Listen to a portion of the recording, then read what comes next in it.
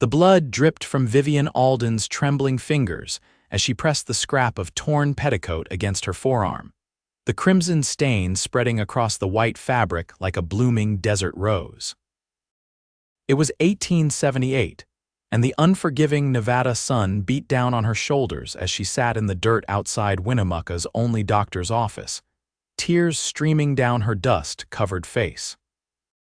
The journey west had promised a new beginning after losing everything in Boston, but 3 weeks into her new life, she found herself wounded, alone, and wondering if this harsh frontier would claim her too.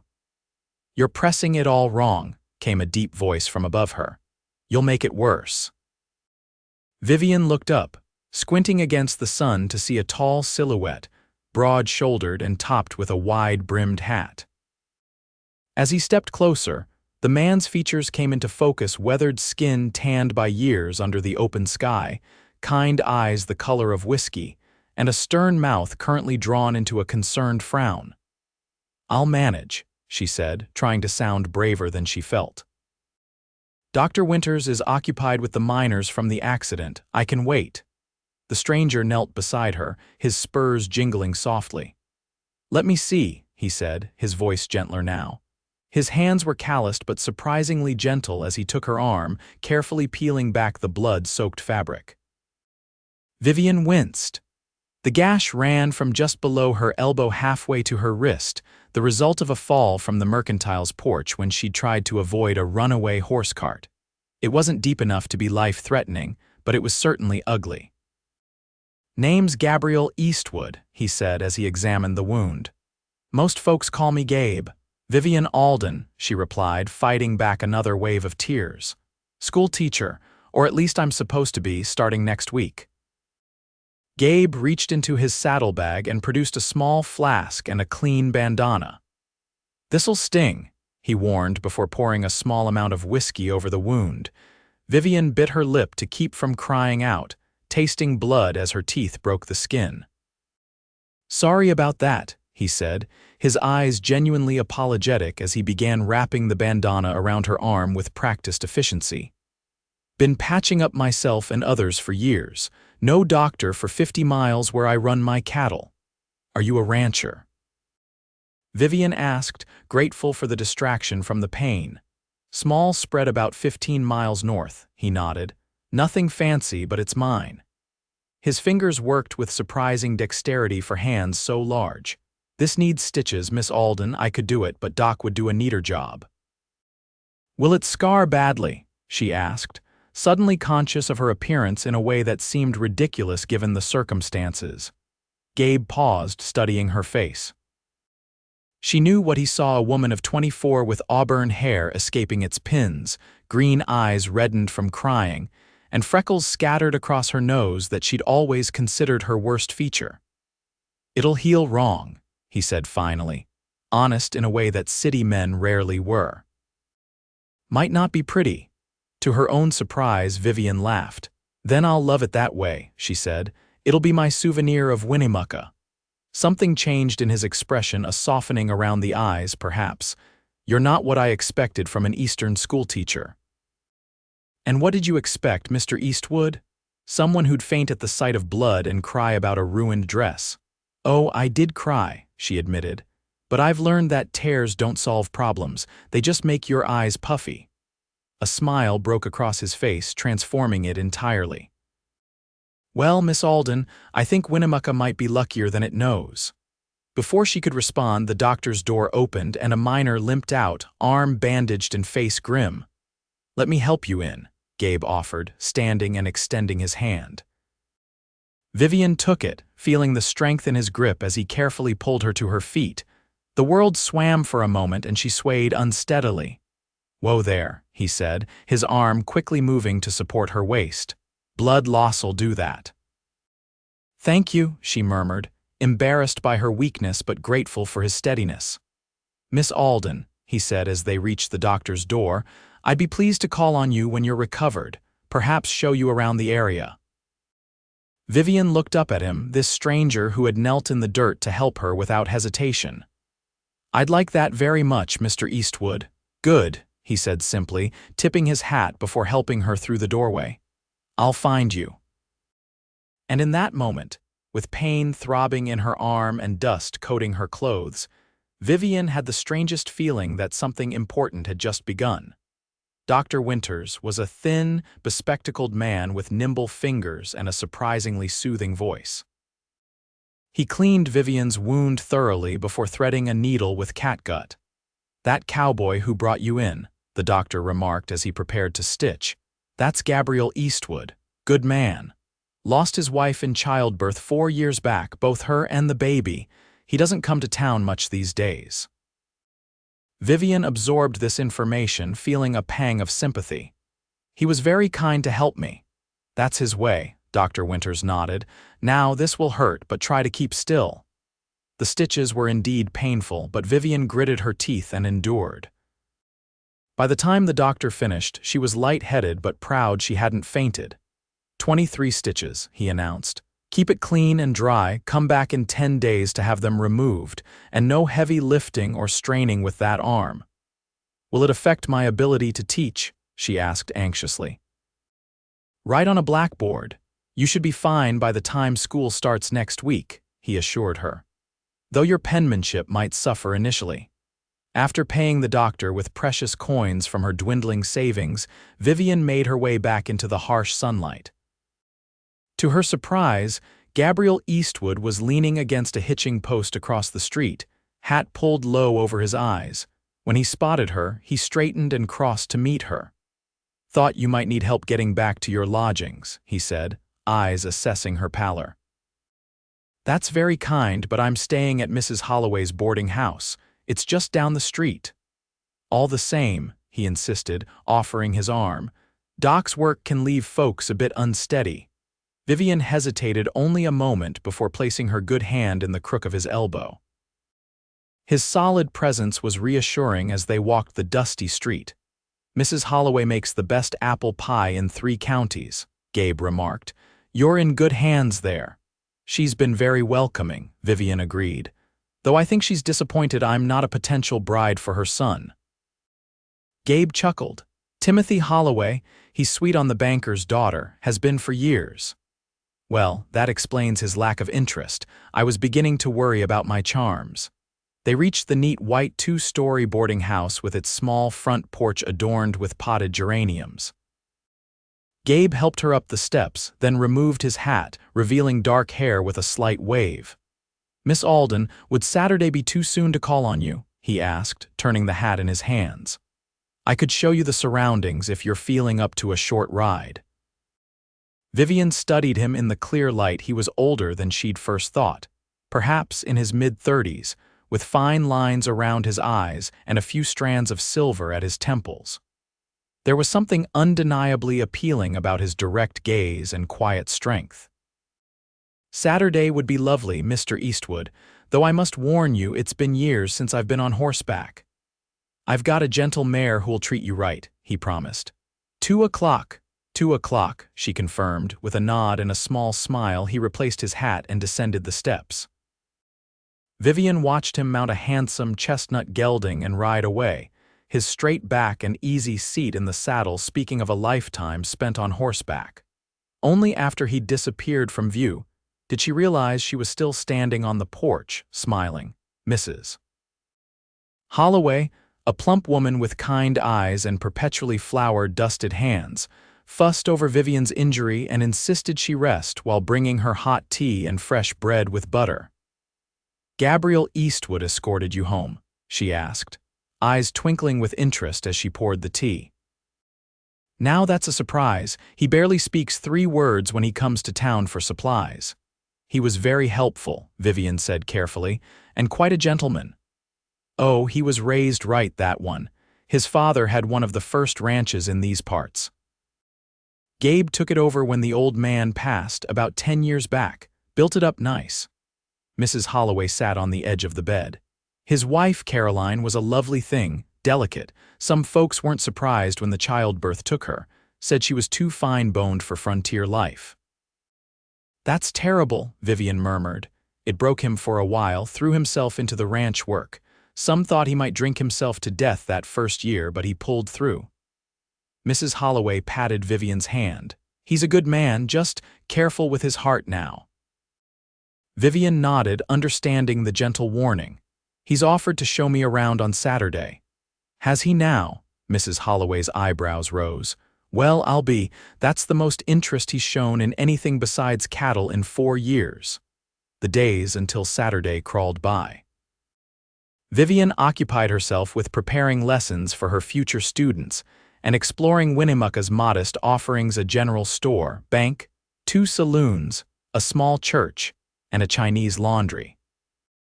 The town was primarily a stop on the Central Pacific Railroad, with ranches scattered across the surrounding Humboldt County landscape. By Saturday, her arm ached less, and she dressed carefully in her best riding skirt and a blue shirtwaist that brought out her eyes. Mrs. Holloway helped her arrange her hair in a practical but becoming style that would fit under a hat.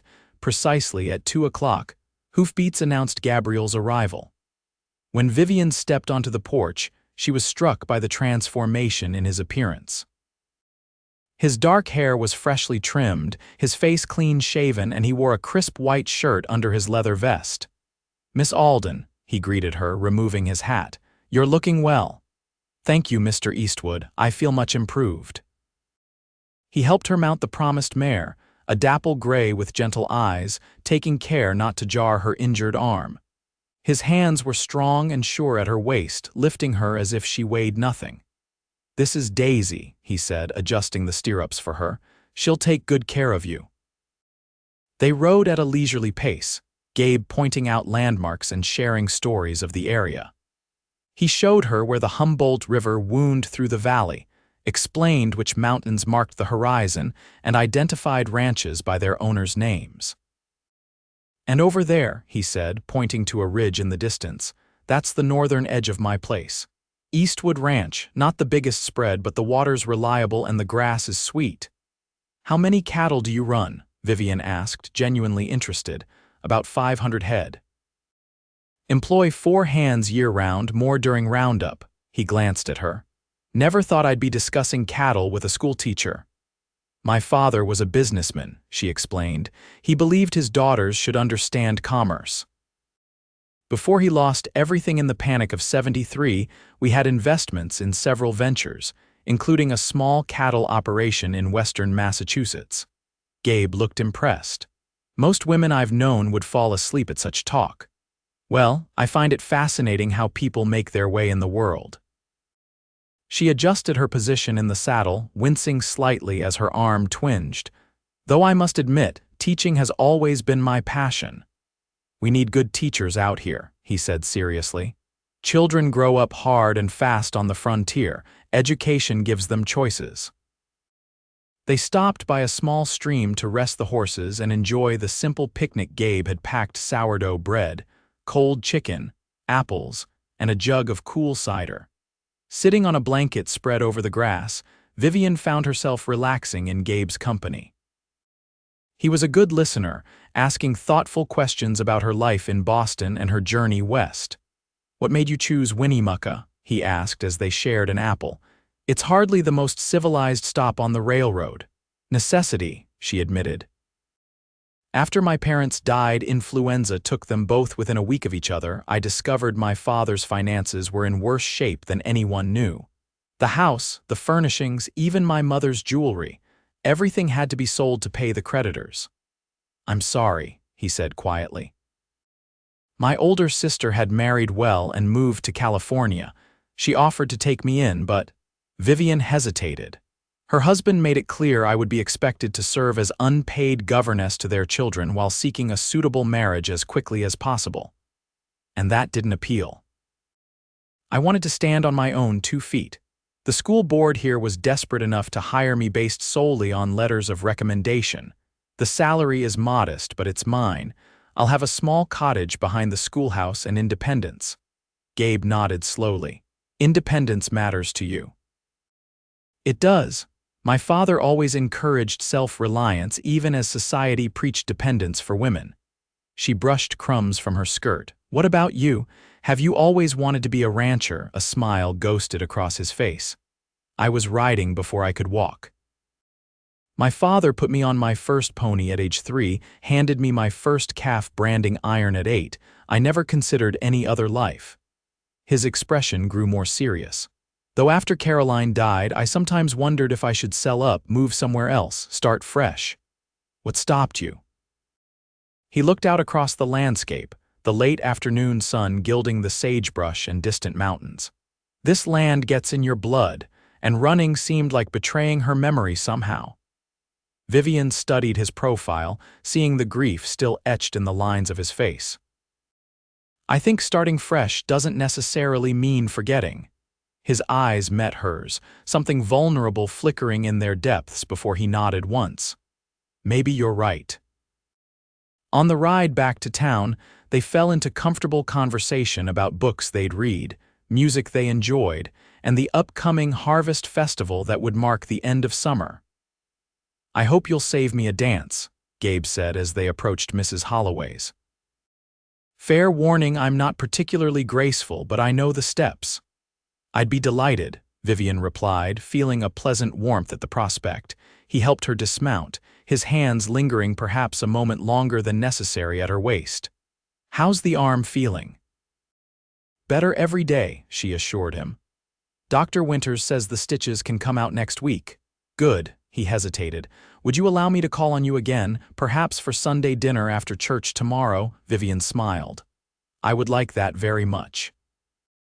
That night, as she prepared for bed, Vivian caught herself humming a waltz tune. Mrs. Holloway appeared in her doorway with a knowing smile. Had a nice ride with Mr. Eastwood, did you? Vivian nodded, unable to suppress her smile. He's not what I expected. He's more than most see, Mrs. Holloway agreed. People think because he's quiet and keeps to himself that there's not much there, but that man has depths. Yes, Vivian said softly. I believe he does. Over the following weeks, as summer gave way to early autumn, Gabriel became a regular visitor at Mrs. Holloway's boarding house. After Vivian began teaching at the small schoolhouse, he would sometimes appear at the end of the day to escort her home, bringing small gifts, wildflowers, a book of poetry he thought she might enjoy, once even a jar of honey from hives kept by one of his ranch hands.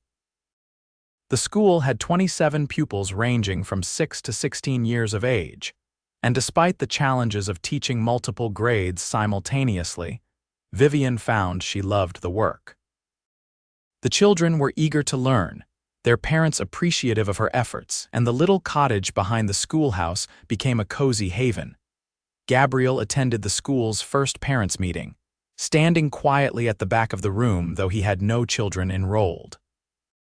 Afterward, when questioned by a curious Mrs. Holloway, he simply said that education mattered to the community's future. The evening of the Harvest Festival arrived with perfect weather, cool enough for jackets, but clear-skied and calm. The town square was decorated with lanterns and hay bales. A small band played on a wooden platform, and tables groaned under the weight of the community's best dishes. Vivian wore her finest dress, a deep green that complemented her auburn hair, which she'd arranged with special care. When Gabriel arrived to escort her, she was struck again by how handsome he looked in his best clothes, hat in hand and boots polished to a shine. You look beautiful, he said, his eyes warm with admiration. Thank you, she replied. You're quite dashing yourself. At the festival, Gabriel introduced her to ranchers and their families from the surrounding area. Vivian noticed how people treated him with respect, often seeking his opinion on matters ranging from the weather outlook to the recent fluctuations in cattle prices. You're something of a local authority, she observed as they sampled Mrs. Holloway's famous apple pie. Gabe looked embarrassed. I've just been around longer than most. This country changes people. Those who can't adapt move on. And you've adapted well. Had to, he said simply. Land doesn't give you much choice. When the dancing began, Gabriel proved a better dancer than he'd claimed. He moved with the same quiet confidence he showed on horseback, leading Vivian through waltzes and reels with a firm but gentle hand at her waist. During a break in the music, he led her away from the crowd to a quiet spot beneath a large cottonwood tree. The night air had grown cooler, and he draped his jacket over her shoulders without being asked. "I have something to show you," he said, reaching into his vest pocket. "If you're willing to indulge me, of course." He pulled out a small leather pouch and carefully emptied its contents into his palm, a simple silver ring with a small green stone that caught the lantern light. "It was my mother's," he explained. "Nothing fancy or valuable, but she loved it." Said the stone reminded her of spring grass after rain. "It's lovely," Vivian said sincerely, wondering why he was showing it to her now. Gabe took a deep breath. "Vivian, I know we haven't known each other long, but I've never been more certain of anything in my life. You've brought light back into my world when I thought all the bright spots were gone for good." Her heart began to race as she realized what was happening. "I'm not a man of many words," he continued, "but I promise to be a good husband, to provide for you, to respect your independence while offering my support. I promise to cherish you every day for as long as I live." He met her eyes directly. "I love you, Vivian Alden.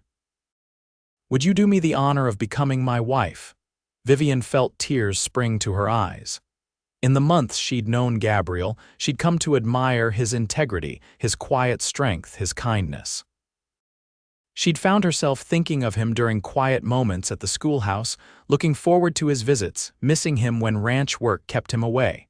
"Gabriel," she began, reaching for his free hand with both of hers. "I, Miss Alden." The moment was shattered by young Timothy Holloway running toward them, face flushed with urgency. "Miss Alden, it's little Becky Morgan. She's taken sick, fever spiking bad. Her ma's asking for you." Vivian exchanged a quick glance with Gabriel, who nodded in understanding. Becky was one of her youngest pupils, a sweet 6-year-old with golden curls and a gap-toothed smile. "Of course," Vivian said, already moving. "Where is she?" "They brought her to Doc Winters, but he's not back from delivering the Hanson baby yet." Timothy pointed toward the doctor's office. "Her ma remembers you saying you nursed folks through fevers back east." Gabriel fell into step beside them. "I'll come too. Might be able to help." They hurried through the festival crowd to the doctor's office, where they found Martha Morgan cradling her daughter's small form, fear evident in her eyes. The child's face was flushed, her breathing labored. "Miss Alden, thank goodness," Martha said, voice trembling. "She was fine this morning, just complained of a headache after lunch, and now she's burning up. I don't know what to do." Vivian immediately moved to examine the child, pressing a gentle hand to her forehead. "She's very hot. Has she been drinking water?" "Won't take more than a sip," Martha said. "We need to bring her fever down," Vivian said decisively.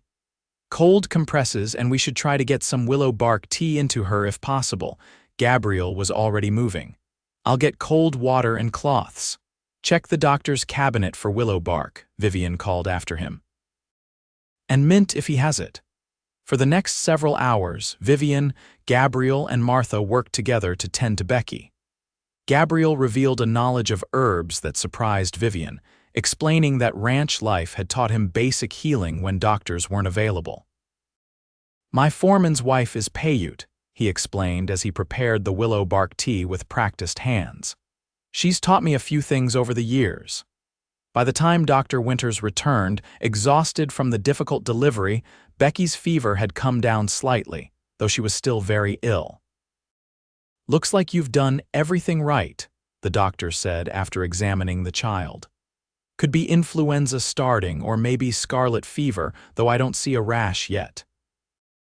Martha choked back a sob at the mention of scarlet fever, which had claimed 2 children in a nearby settlement the previous winter.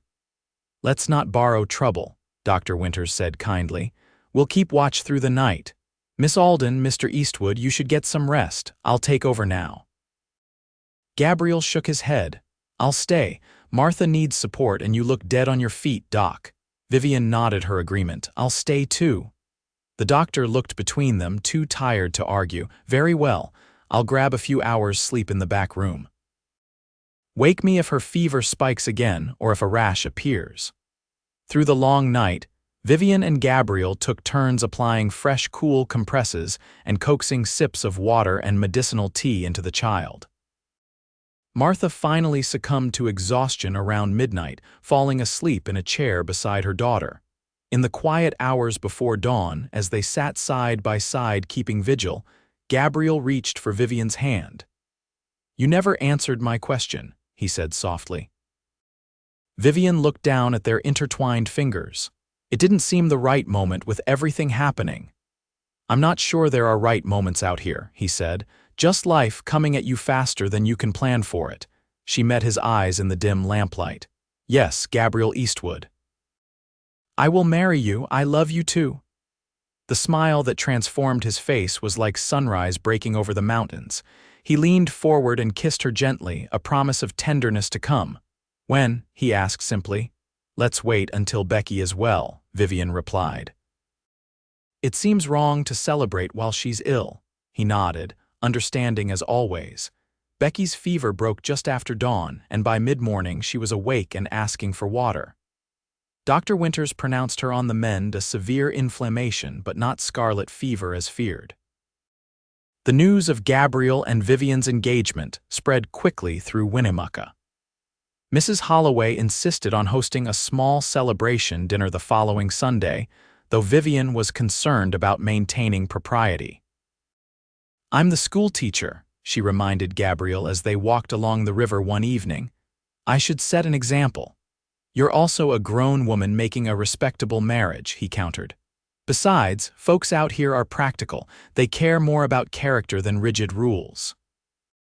The school board, comprised of 3 local businessmen and 2 ranchers' wives, called a special meeting to discuss Vivian's continued employment after her marriage. "Traditionally, we wouldn't keep on a married teacher," Mr. Dawson, the bank manager, explained. "But considering the circumstances, your excellent work these past months, and the difficulty of finding qualified teachers, we're prepared to offer you the position through the end of the school year." "Thank you," Vivian said, genuinely grateful. "I care deeply about my students and would hate to abandon them mid-term." Mrs. Prescott, one of the rancher's wives, smiled knowingly. "And after that, you might have other priorities, children of your own, perhaps."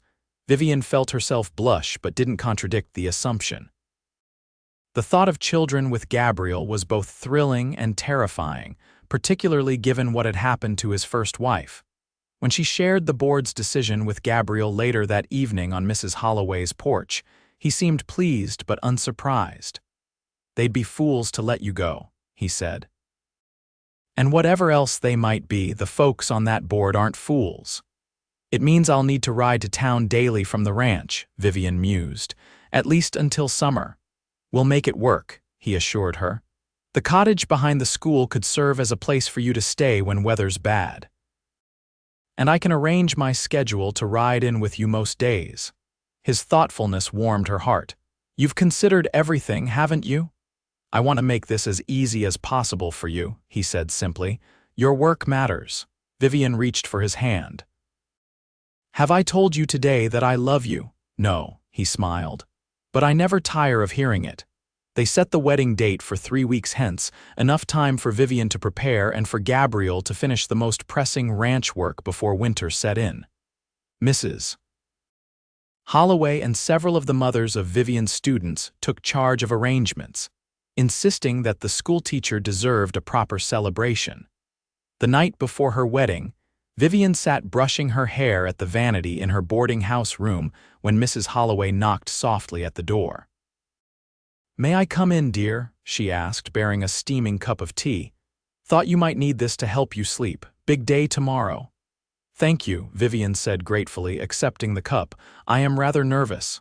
Mrs. Holloway sat on the edge of the bed. "That's natural. Marriage is a big step, especially out here." "It's not just the ceremony," Vivian admitted. "It's everything after, being a wife, potentially a mother, living on the ranch so far from town." "You're worried about being isolated a little," Vivian nodded. "And I know what happened to Caroline. Gabriel doesn't speak of it often, but I know he fears history repeating itself." Mrs. Holloway patted her hand. "You're stronger than Caroline was, not just in body, though that matters out here, but in spirit too." You made the journey west alone, built a life for yourself, and Gabriel's a different man now. He knows the value of what he's found in you. I hope I can be what he needs. Oh, child, Mrs. Holloway smiled knowingly, you already are. I've never seen that man look at anyone the way he looks at you, like you're water in the desert. The wedding day dawned clear and crisp, perfect weather for early October. The entire town seemed to have turned out for the occasion, filling the small church to capacity. Vivian wore a simple cream-colored dress that Mrs. Prescott had helped her make, with tiny pearl buttons down the back and lace at the collar and cuffs. As she waited in the church antechamber, her former injury caught her eye. The scar on her forearm had healed, pink and slightly raised against her skin. She traced it gently, remembering Gabriel's words on that first day, "It'll heal wrong." Then she smiled, recalling her own response, "Then I'll love it that way." It seemed a fitting metaphor for life itself, imperfect, sometimes painful but beautiful in its uniqueness. The ceremony was brief but heartfelt. When Gabriel saw her walking down the aisle, his expression of wonder and love was worth every moment of uncertainty she'd ever felt. They spoke their vows clearly, promising to love and cherish each other through all the challenges life might bring. "I now pronounce you husband and wife," Reverend Thompson declared, his weathered face creased in a rare smile. "Mr. Eastwood, you may kiss your bride." Gabriel's kiss was tender but conveyed a depth of emotion that left Vivian breathless. As they turned to face their friends and neighbors as a married couple, the applause and cheers filled the small church. The celebration afterward lasted well into the evening, with music, dancing, and enough food to feed half the county. Vivian's students presented her with a handmade quilt, each child having contributed a square, and Gabriel's ranch hands gifted them with a finely crafted rocking chair for their porch. When it came time to depart, Vivian changed into a practical traveling dress and hugged Mrs. Holloway tightly. "You'll always have a place here if you need it," the older woman whispered. "But something tells me you'll find your true home at Eastwood Ranch." Gabriel helped Vivian into the wagon he'd prepared for the journey to the ranch, the back loaded with her trunks and wedding gifts. As they pulled away from town amid a shower of rice and well wishes, Vivian felt a mixture of excitement and trepidation. "Nervous?" Gabriel asked, reading her expression with uncanny accuracy as they left the town lights behind. "A little," she admitted. "It's a big change." He reached over to take her hand. "We'll take it one day at a time. There's no rush for anything." The consideration in his voice made her love him even more. "I know, and I'm excited too to see our home, to begin our life together." "I hope you'll like it," he said, a hint of uncertainty in his voice. "It's nothing fancy, not like what you might have had in Boston." "I don't want fancy," she assured him. "I want a home. With you." The full moon illuminated their path as they traveled the 15 miles to Eastwood Ranch. As they crested the final rise, Gabriel pulled the wagon to a halt, allowing Vivian her first view of their home. In the silvery moonlight, she could make out a substantial 2-story house with a wide porch, several outbuildings, corrals, and a barn. A creek wound through the property, its water glinting like scattered diamonds, and in the distance, cattle dotted the pasture lands. "Gabriel," she breathed, "it's beautiful." Relief washed over his face. "I built the house myself, added on over the years. The core of it was here when my father homesteaded, but I've expanded it." He pointed to the west wing. "Added that part when I married Caroline, and this past month I've been working on something special for you." As they approached, Vivian noticed warm light spilling from the windows. "I thought your hands would be in the bunkhouse." "They are," he smiled. "That's Mrs. Reeves, the foreman's wife. She's been helping get things ready." Gabriel drew the wagon to a stop before the house and helped Vivian down, but before she could take a step toward the door, he surprised her by sweeping her into his arms. "I believe there's a tradition to uphold," he said, carrying her effortlessly up the porch steps. "Mrs. Reeves," a middle-aged woman with kind eyes and silver-streaked black hair, opened the door for them. "Welcome home, Mrs. Eastwood," she said warmly. "Everything's ready for you both." "Thank you, Martha," Gabriel said, setting Vivian gently on her feet in the entryway. "We appreciate all you've done." "It's my pleasure," Mrs. Reeves replied. "There's stew keeping warm on the stove and fresh bread in the box. I'll be on my way now. James will be wondering where I've got to." After the woman departed, Gabriel gave Vivian a tour of their home. The house was surprisingly spacious, with a large kitchen and dining area, a comfortable sitting room with well-stocked bookshelves, and upstairs, several bedrooms including the master suite with its large four-poster bed. "And this," he said, leading her to a room at the end of the hallway, "is what I've been working on." He opened the door to reveal a charming study, with a desk positioned before a large window overlooking the mountains, shelves for books and papers, and a comfortable chair beside a small fireplace. "I thought you might need a place for schoolwork," he explained. "Somewhere quiet to prepare lessons or grade papers." Vivian was touched by his thoughtfulness. "Gabriel, it's perfect. I don't know what to say." "Say you'll be happy here," he replied, his eyes serious. "That's all I want." "I already am," she assured him, reaching up to touch his face. "Happier than I ever thought possible." Their first weeks of marriage established a rhythm that suited them both. Gabriel rose early to work with his cattle and men, while Vivian prepared for her day of teaching. They would ride to town together when weather permitted, Gabriel often using the opportunity to handle ranch business in Winnemucca before returning to collect her after school. Evenings were spent in comfortable companionship, sharing meals, reading by the fire, discussing their days. Gabriel proved to be a considerate and gentle husband in all ways, never rushing Vivian as they adjusted to the intimacies of marriage. On weekends, he showed her the full extent of the ranch, teaching her to ride better, introducing her to the intricacies of cattle raising, and exploring the hidden beauty spots of their land: a secluded waterfall, a grove of ancient aspens, a ridge that offered views all the way to the Ruby Mountains on clear days. "I never imagined such beauty out here," Vivian confessed as they picnicked beside the creek one crisp November day. "When I first decided to come west, I pictured endless desert and hardship." "There's plenty of both," Gabriel acknowledged, "but also this." He gestured to the landscape around them, the mountains wearing their first dusting of snow, the creek flowing clear and cold, the vast sky arching overhead. "It gets in your blood." "I understand that now," she said softly. "It feels like home already." As winter approached, Vivian threw herself into creating a proper home at the ranch house. She organized the kitchen to her liking, hung curtains she'd sewn herself, and filled empty spaces with touches that reflected their shared tastes. Gabriel watched her transformations with pleasure. "The house has never felt so alive," he told her one evening as they sat before the fire, her feet in his lap as he massaged them after a long day of standing at the schoolhouse blackboard. "It just needed a woman's touch," she said lightly. "No," he corrected, his eyes serious. "It needed your touch specifically.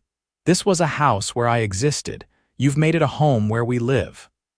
The first major test of their marriage came in December when a severe blizzard swept through northern Nevada. School was canceled for safety, but Gabriel had ridden out early that morning to check on cattle in the north pasture. As the storm intensified, Vivian found herself pacing the windows, watching the world disappear behind curtains of driving snow. By mid-afternoon, with no sign of Gabriel and the temperature plummeting, she was nearly frantic with worry. Mrs. Reeves appeared at the back door, stomping snow from her boots. "James sent me to check on you," she said. "The men are organizing a search party for Gabriel and young Toby, who went with him." "I'm going too," Vivian said immediately, already reaching for her heaviest coat. "Mrs. Eastwood." "Vivian, that's not wise," the older woman protested. "The storm's getting worse." "All the more reason to have as many searchers as possible," Vivian replied firmly. "I know which pasture they went to check. Gabriel showed me all the shelters and lined shacks on the property. I can help." Recognizing the determination in Vivian's eyes, Mrs. Reeves sighed. At least dress properly. You'll need more than that coat.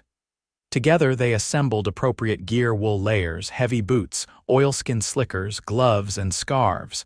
By the time they reached the bunkhouse, James Reeves had organized 4 men into 2 search teams. Mrs.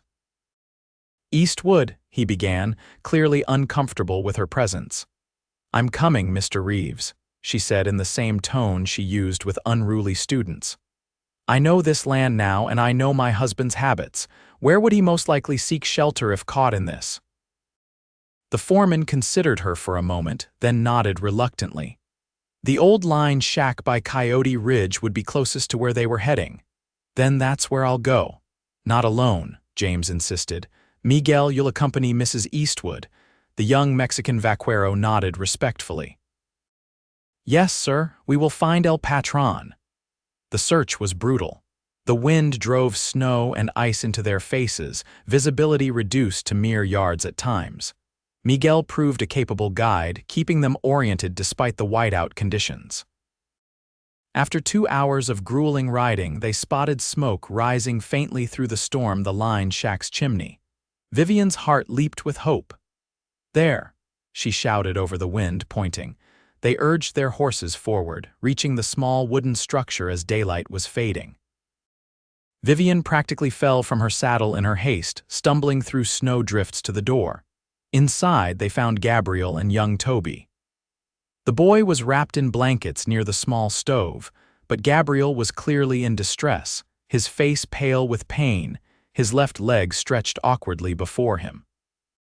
"Vivian," he looked up in disbelief. "What in God's name are you doing here, finding my husband?" she replied, already kneeling beside him, hands efficiently checking for injury. "What happened?" "Horse slipped on ice crossing the creek," he grimaced. "Came down hard, legs broken, I think." "Toby helped me get here." Miguel was already examining the leg. "Clean break," he pronounced, "but we cannot move him far in this storm." "We don't have to," Vivian said decisively. "We make him comfortable here, splint the leg properly, and wait for the storm to pass." She turned to Miguel. "Can you get back to the ranch, tell the others we've found them?" The vaquero looked doubtful. "The storm is very bad, Senora." "Take my compass," Gabriel said, reaching for his pocket, "and follow the creek bed. It's the safest route." After Miguel departed, Vivian set about making Gabriel as comfortable as possible.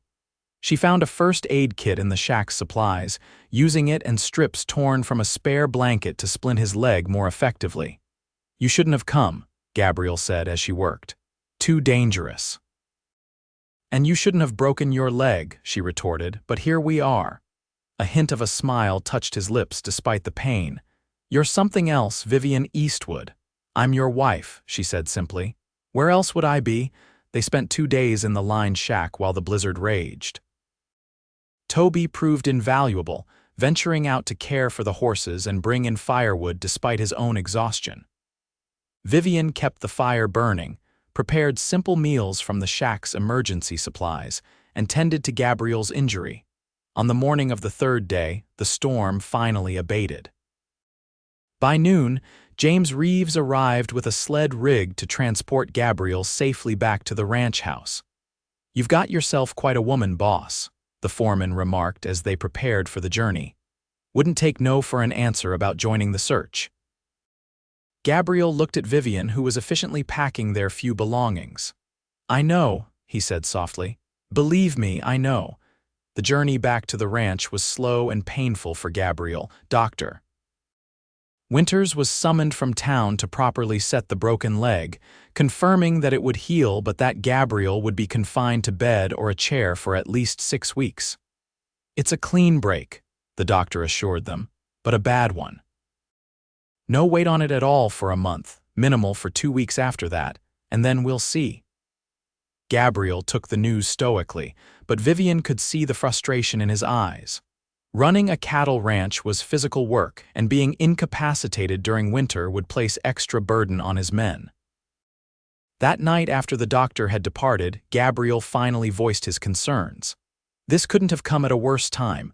Winter's when we lose cattle if we're not vigilant. The men will do their best, but..."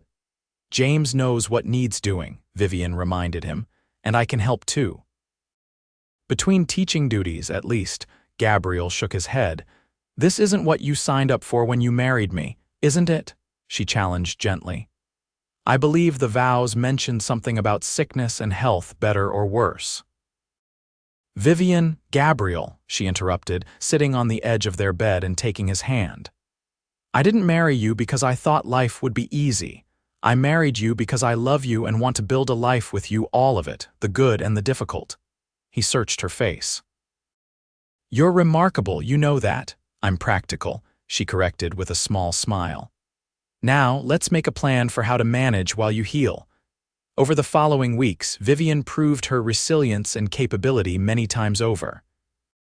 She continued teaching during the day, but arose early to help with household tasks that would normally fall to ranch hands. She learned to manage the ranch's account books under Gabriel's guidance, freeing James Reeves to spend more time with the cattle. On weekends and during the Christmas school break, she even accompanied the men on some of their shorter rounds, learning more about the operation of the ranch firsthand. Gabriel watched her adaptation with a mixture of pride and concern. You're doing too much, he protested one evening as she massaged liniment into his aching leg after a long day. I'm doing what needs doing, she replied practically, and discovering I enjoy parts of it. I never thought I'd find satisfaction in calculating feed requirements or planning pasture rotations. You're becoming a rancher's wife indeed, he observed. She smiled. I'm becoming your wife, Gabriel, in all the ways that matter. By February, Gabriel was mobile again, though using crutches and later a cane. The bone had knit well, but Dr. Winters warned it would be spring before he regained full strength in the leg. You're lucky, the doctor told him during a checkup visit. If your wife hadn't found you so quickly, or if the break had been compound, well, the outcome might have been very different. As winter slowly released its grip on the land, Vivian made a discovery that both thrilled and terrified her. She was with child. For days, she kept the knowledge to herself, unsure how Gabriel would react given his past loss. Finally, one evening as they sat on the porch watching the sunset paint the mountains in gold and pink, she gathered her courage. Gabriel, I have something to tell you, she began, her hands twisting nervously in her lap. He turned to her, concern immediately crossing his face. What is it? Are you unwell? No, she smiled slightly. Quite the opposite, in fact, She took a deep breath. I'm going to have a baby. In late September, I think. Gabriel went completely still, his expression unreadable. Then, to her shock, she saw tears well in his eyes. A baby, he repeated, his voice rough with emotion. Our baby. Yes, she confirmed softly. Are you pleased? Instead of answering, he knelt before her chair, his recently healed leg protesting the movement, and laid his head gently against her still flat abdomen. More than pleased, he finally said, looking up at her with such love that it took her breath away. Terrified, yes, but so very, very happy. She ran her fingers through his hair, relief washing through her. I was afraid because of what happened before. With Caroline, he nodded, understanding. I won't pretend I'm not scared, Vivian, the thought of losing you. He couldn't finish the sentence. You won't, she said with more confidence than she felt. Dr. Winters says I'm healthy and strong and will take every precaution. Gabriel rose to sit beside her again, taking both her hands in his. We'll get the best doctor from Reno if needed, or even San Francisco. That won't be necessary, she assured him, touched by his concern. Women have babies on the frontier every day. Not my wife, he said firmly. Not our child, nothing will be left to chance. As spring blossomed across the rangeland, Vivian's body began to change. The school board was informed of her condition, and to her relief, they were supportive, agreeing she could teach through the end of May before taking leave until after the birth. Gabriel was attentive to the point of hovering, constantly checking that she wasn't overexerting herself. Vivian found his concern endearing but occasionally stifling. I'm pregnant, not made of glass, she reminded him one evening after he'd insisted on carrying a basket of laundry that was well within her capabilities. "Humor me," he replied with a rueful smile. "I've never been very good at not worrying about people I love." The ranch flourished that spring. Calving season was successful with a higher than usual survival rate, and the winter had left the pastures lush with new growth. Gabriel credited James Reeves and the other hands for their extra efforts during his convalescence, but Vivian knew her husband's careful planning and management were equally responsible. In late May, as the school term ended, Vivian's students presented her with a collection of small handmade gifts for the baby knitted booties, a tiny quilt, a carved wooden rattle. Their thoughtfulness brought tears to her eyes. "You've changed this community, Mrs. Prescott told her at the end-of-year celebration. "These children have learned more than reading and figures from you. They've learned to care for others." Summer brought its own rhythm to the ranch. Without teaching duties, Vivian found new ways to contribute, establishing a substantial vegetable garden and preserving its bounty for the coming winter. She also began transforming one of the upstairs bedrooms into a nursery, painting the walls a cheerful yellow and arranging furniture that Gabriel had crafted in his workshop.